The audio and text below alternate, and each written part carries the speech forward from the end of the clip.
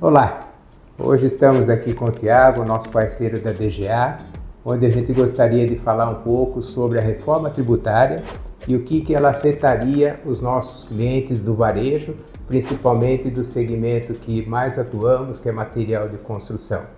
Tiago, seja bem-vindo. Obrigado. Vamos falar bastante aqui sobre a reforma tributária.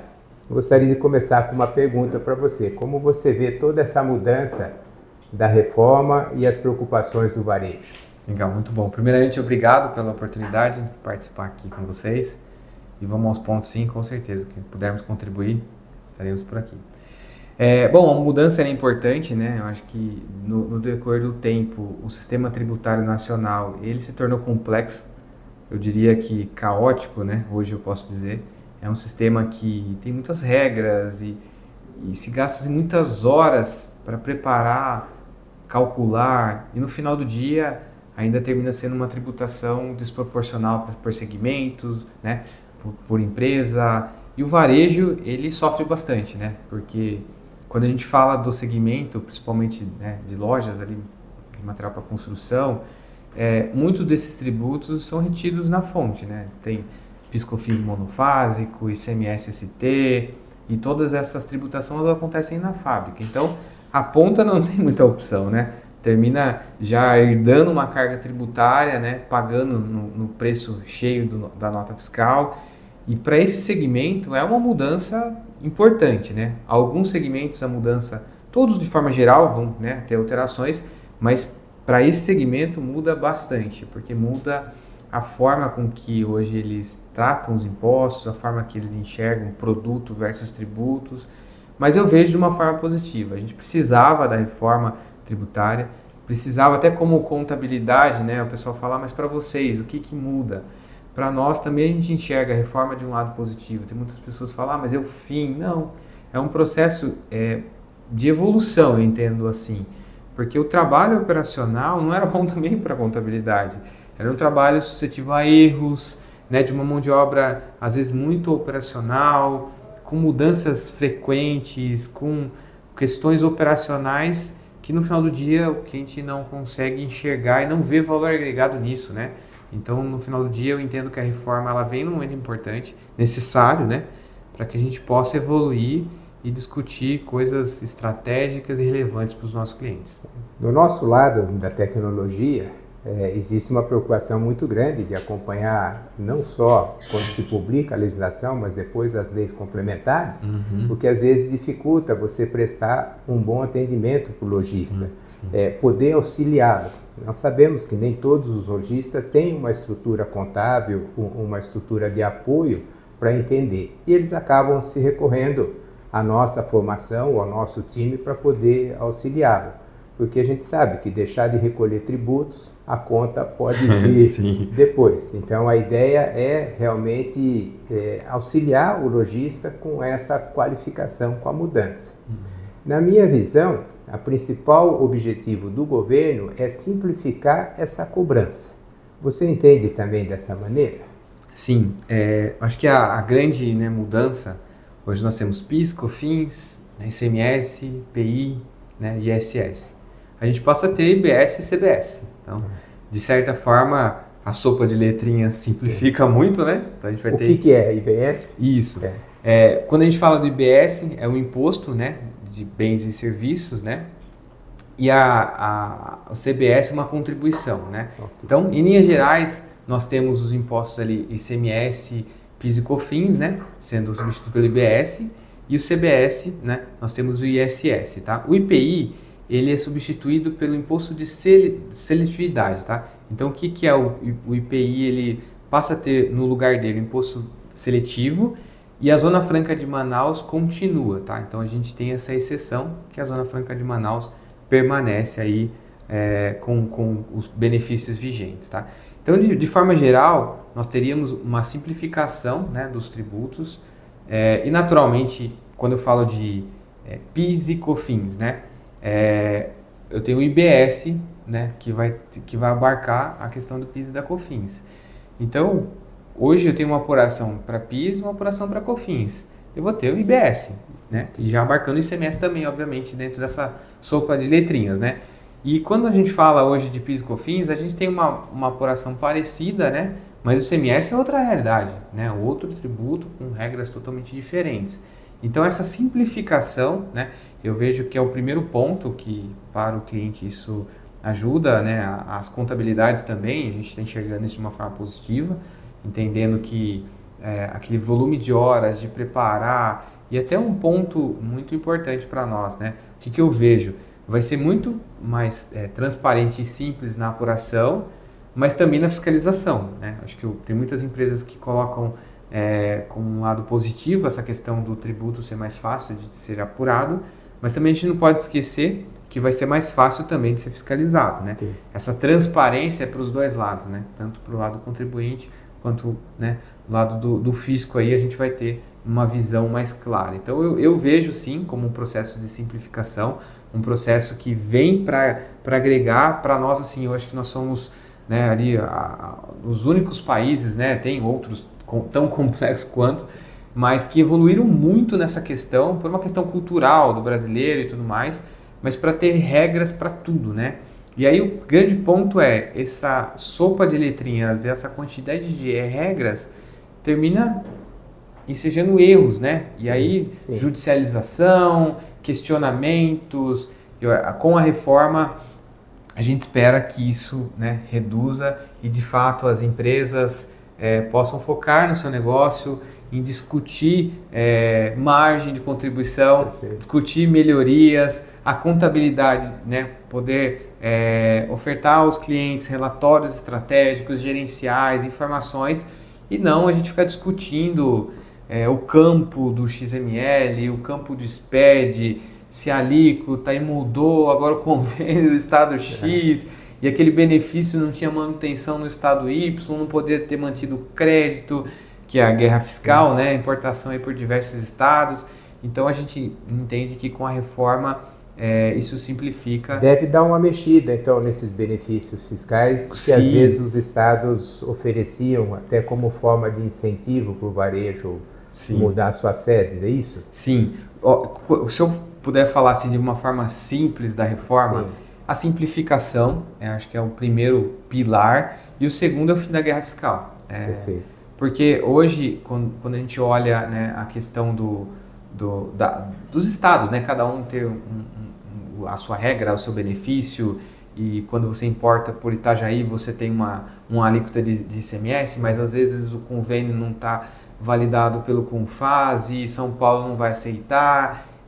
Só complexidade. Só complexidade. E além disso, a gente tem a resolução 13 do Senado, que pacificou um pouco essa questão da guerra fiscal, mas por outro lado ainda existe, né, isso. Então hoje, por exemplo, algumas mercadorias faz sentido importar no estado, Minas Gerais, por exemplo, Espírito Santo, do que trazer por São Paulo. Ainda assim é mais barato.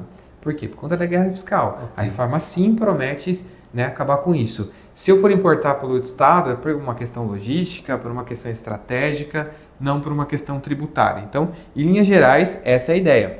O que às vezes preocupa a gente é que nem todas as decisões são técnicas no nosso país. Então, algumas decisões são políticas.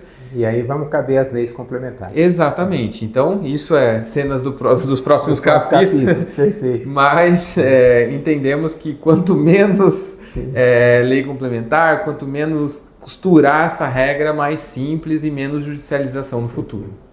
Uma das grandes preocupações que a gente vê do varejo, Tiago, é realmente o estoque. O varejista não quer perder venda porque às vezes não tem uma boa gestão do estoque e vai faltar aquele produto que o cliente foi lá buscar. Antes a gente costumava falar que estoque parado é dinheiro perdido, porque o imposto já era recolhido ali junto à indústria, quando saía o produto.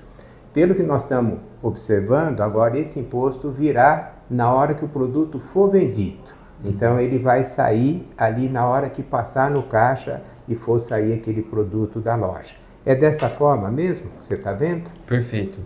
O principal objetivo da reforma é também uma questão de quem vai pagar mais, quem consome mais, né? consumiu mais, paga mais. Então, eu vejo que esse é um dos principais benefícios e pilares ali que o varejo pode enxergar como uma vantagem. Como uma vantagem. Então, quando a gente fala, por exemplo, de ter uma tributação do ICMS lá, antecipado, LCT, PIS/COFINS, monofásico.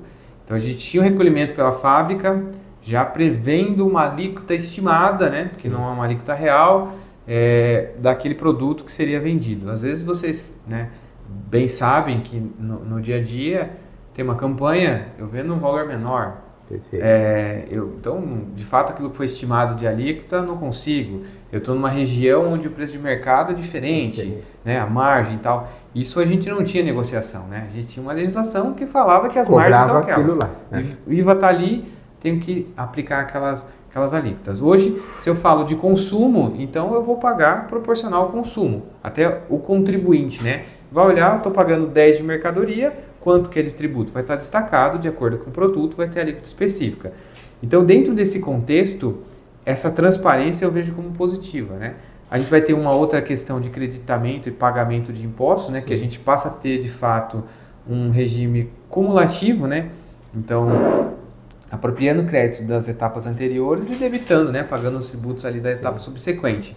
Essa cumulatividade plena, que assim a gente espera, né? Eu espero que nenhuma lei complementar restringindo nenhum direito de creditamento, ajuda muito porque o contribuinte vai, o lojista, né, vai pagar o tributo de fato daquele produto ali que ele está vendendo, da margem real dele, né? Para o contribuinte, quando ele olha, é mais transparente, mais justo, vamos pensar assim, porque ele vai conseguir enxergar quanto ele está pagando de produto e quanto ele vai estar pagando de tributo aí para o ente fazendário. De forma geral, eu vejo sim como isso uma transparência, uma simplificação, né, algo que vai ser bem produtivo aí tanto para os lojistas quanto para os clientes. Olhando dois cenários como você está me explicando, eu enxerguei dois desafios aí. O primeiro, para o lojista, se preocupar realmente com a nova formação de preço. E do nosso lado, nesse apoio de gestão ao empresário, também auxiliá-lo com essa formação para que o preço final daquele produto que ele vende se mantenha dentro do patamar que ele venha praticando, para que não afete o consumidor falar, a reforma tributária aumentou o preço daquele produto. A ideia não é essa, a ideia é trazer esse equilíbrio na formação de preço para o varejista, de forma que ele mantenha o mesmo preço para o consumidor final. E dê essa transparência que você citou, saber quanto é produto e quanto é imposto naquela venda. Perfeito. Posso pensar dessa forma? Pode. Eu acho que dentro desse racional, né, o que a gente pode pensar? Acho que o primeiro passo, né, para o lojista é ele entender a estrutura de produtos, a nova formação de preço. Exato, porque hoje ele recebe isso já no valor, quando ele pega a nota da fábrica fechado. Ele ainda tem alguns tributos que ele paga ali sobre o faturamento, sobre uma eventual prestação de serviço ou algum produto que não se enquadre no ST ou no monofásico. Mas de forma geral, para o segmento, boa parte, né, das mercadorias que estão em estoque já foram tributadas na cadeia anterior.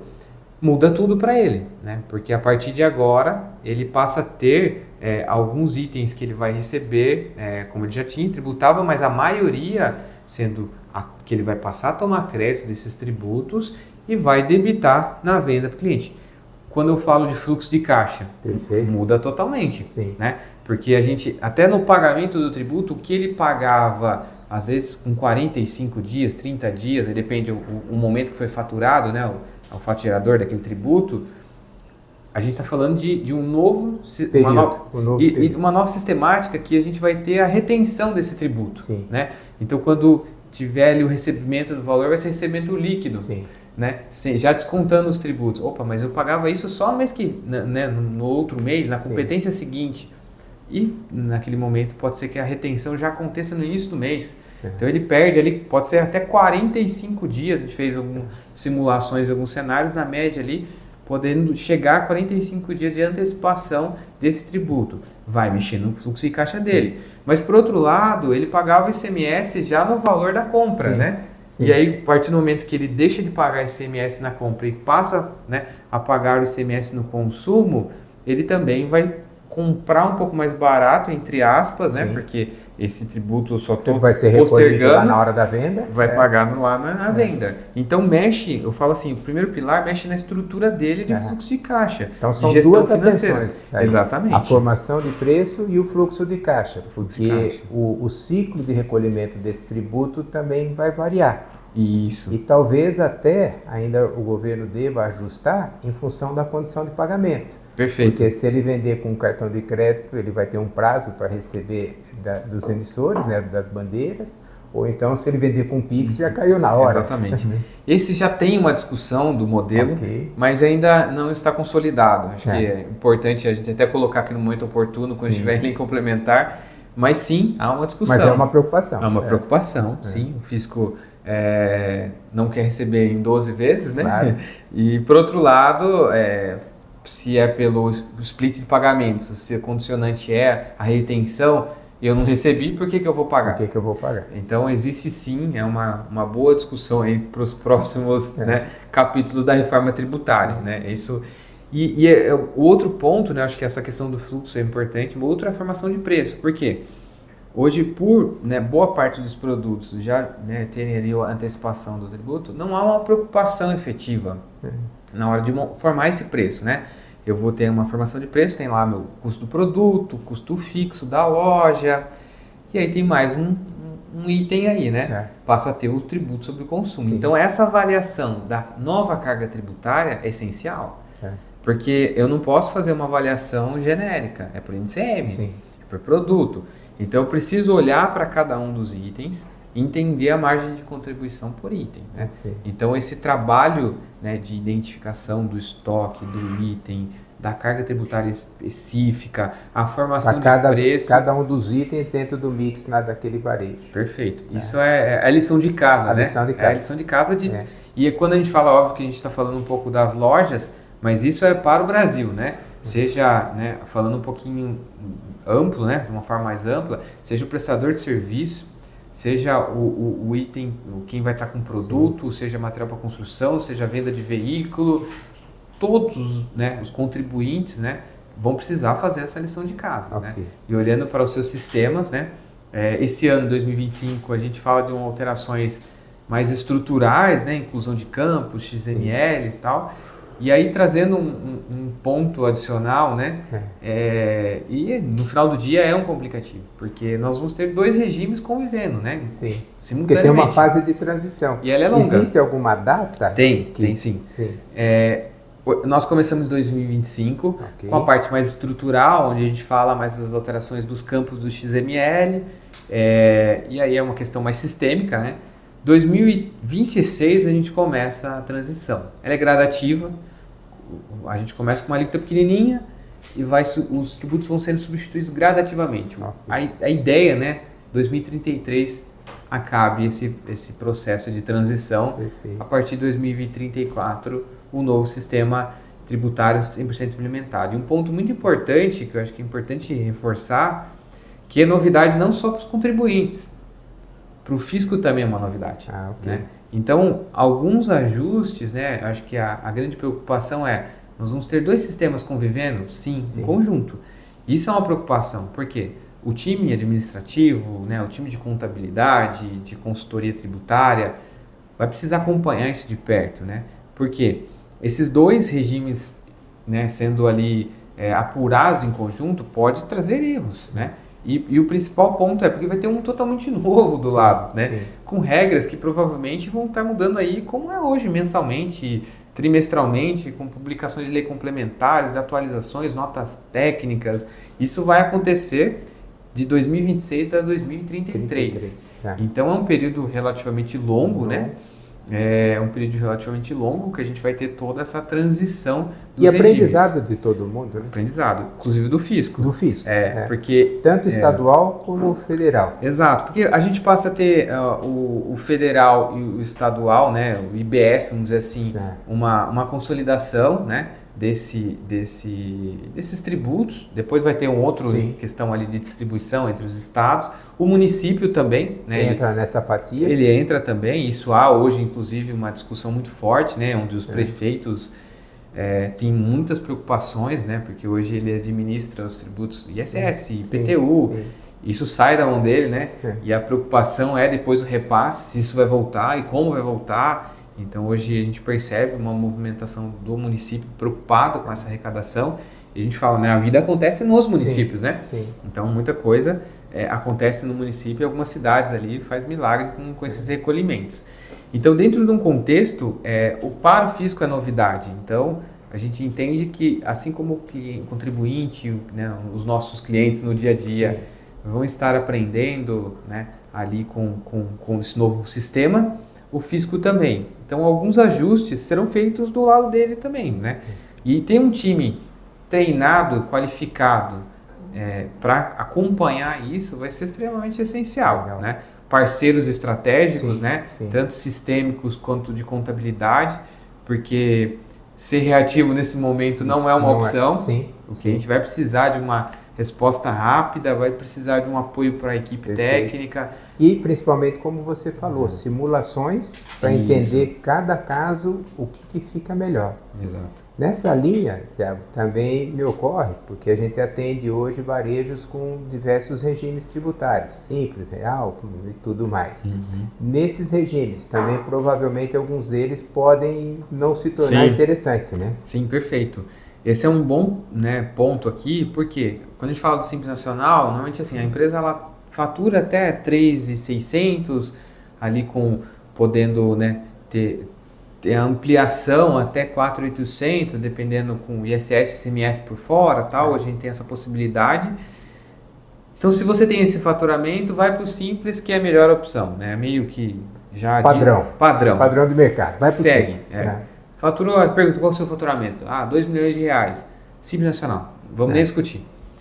Com esse novo regime, com nova formatação de modelo, talvez não seja a melhor opção. Perfeito. Por quê? Nós estamos falando de uma não cumulatividade plena, né?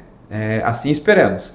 Então, eu podendo tomar crédito de todos, né, os itens, os insumos da etapa anterior, talvez o Simples não seja uma boa opção. Okay. Né? Dependendo que tipo de produto, qual que é o segmento, principalmente quando eu falo de serviços. Né? Falo de indústria, talvez o Simples ainda seja uma opção. O varejo vai pensar também. Também, exato. Mas cabe um estudo tributário, exatamente, para a gente conseguir comparar. E até um ponto importante, né? Hoje, dentro da DGA, o que nós temos estudados? Até reavaliação do modelo de negócio. Né? Porque às vezes eu estou falando que no meu negócio o principal a carga tributária vai ficar interessante, mas o secundário nem tanto. Nesse contexto, talvez eu precise fazer um split disso. Ok. Eu preciso consolidar. Então, a estratégia do negócio, a prestação de serviço, às vezes eu vendo um produto e faço a instalação. Perfeito. Entendeu? Pode ser que não seja mais interessante. Não seja mais interessante. Por isso tudo no mesmo pacote. Exatamente. Porque a tributação de alguns segmentos, óbvio que assim como existem alguns benefícios hoje, já está acontecendo em paralelo também com a reforma. Eu falo um pouco até do segmento de contabilidade. No primeiro momento, o segmento de contabilidade foi um segmento muito afetado. Sim, é serviço. E aí para nós seria um prejuízo enorme a reforma tributária. Né? Óbvio que assim, como existe uma comissão hoje que estuda os segmentos e analisa, teve, né, ali a entidade de classe, né, defendendo os interesses, né, onde apresentou tudo isso e hoje existe... E não é diferente para a iFox, porque ela é uma prestadora de serviço. Perfeito. De tecnologia e não de contabilidade, mas tem a preocupação também. De igual forma. Sim. E aí pegando o gancho da iFox, né, aí às vezes assim, se eu estou falando de um software, eu estou vendendo produto, às vezes o campo de incidência do produto ele vai se tornar mais viável. Sim. Então talvez eu não posso desenhar um negócio para simular, mas eu posso mudar o foco do negócio. Perfeito. Então eu posso começar a desenvolver produtos, eu posso tirar o pé do desenvolvimento de serviços e organizar de uma forma que eu consiga ter uma carga tributária mais eficiente, né? Então é algo que a gente vem discutindo muito, né? Quando a gente fala de CMS, aí pegando esse mesmo segmento, sim, o exemplo clássico é o software customizado de prateleira, né? Sim. Que a gente tem o customizado no campo de incidência do ISS e o de prateleira pronto ali. no campo de incidência de CMS. Então isso hoje, para alguns clientes, alguns segmentos, faz sentido desenvolver o prateleira, que vai gerar uma margem melhor. E até segregar os negócios, para a gente ter uma apuração separada. E aí nesse contexto, mais uma vez, a gente volta lá atrás na formação de preço, né? Ter uma formação de preço mais clara. Aqui eu consigo saber que esse é meu preço de venda, essa é a minha margem de contribuição, aqui tem uma estrutura diferente, né? Então, é um segmento aí que também precisa de atenção, sim, tanto com o nosso meio de contabilidade, sim, mas, no geral, quando eu falo do lojista, esses dois pontos, né? Quando eu falo do fluxo de caixa, sim, e falo a formação de preço, são os pontos principais. Os pontos principais para serem observados e não podemos mais falar aqui no futuro, né? Sim. 2026 está aqui já, nós estamos já chegando aí, né? Já em iminência do novo regime, então é algo que todo o processo de treinamento, de desenvolvimento, de avaliação já precisa acontecer, né? Junto aí com seus parceiros. Tiago, gostaria de agradecer muito esses minutos aqui que você dedicou, agradecer a DGA por estar como parceira nossa em levar essas orientações ao varejista. Queria que aí nas suas conclusões finais você falasse para o lojista não se preocupar, que nós vamos estar do lado dele explicando como que tem que ser feito e a melhor forma para cada um. Infelizmente hoje ainda a gente não tem essa fórmula mágica, né? Legal, não, perfeito. Eu gostaria primeiramente de agradecer pela oportunidade, né? A DGA aqui como parceiro de vocês de longos anos, né? É um prazer estar aqui compartilhando. O principal ponto, né? Esse momento a gente vive propósito. Nosso propósito é ser um parceiro estratégico do nosso cliente. E nada melhor como esse momento, num momento tão turbulento, tão delicado e de insegurança, né? Gera toda mudança, termina no final do dia gerando insegurança. E nós estarmos aqui junto, né? Com a Infox, um parceiro, né? de longa data, ajudando esse cliente, né? Então, contem com a DGA. Acho que hoje nós somos uma empresa focada, né, em soluções estratégicas para os nossos clientes, com um time de especialistas na área tributária, onde a gente consegue fazer simulações. Óbvio que nós falamos de uma forma genérica, sim, né? Sim. Mas conseguimos olhar para a gama de produtos, olhar para os segmentos, fazer um estudo tributário, projetando o cenário atual, carga tributária atual, projetando o futuro com a nova carga tributária, com a nova formação de preço, né? E dando esse suporte para o cliente para que ele possa, né, passar por tudo isso que seremos, né? Essa fase que vai estar aí 2026? Exato. 2026 a 2023, sim, as 33, né? Então é um longo período, né? Sim. E com certeza a DGA é um parceiro estratégico e continuará apoiando os nossos clientes, né, nesse processo de transição. Perfeito. Varejista, espero que tenham gostado desse nosso bate-papo. E trago para vocês aí mais informações, acompanhem as nossas mídias sociais e vejam que a Infox sempre quer ser parceiro do seu negócio. Entendemos que o seu negócio tem que ter sempre o melhor caminho.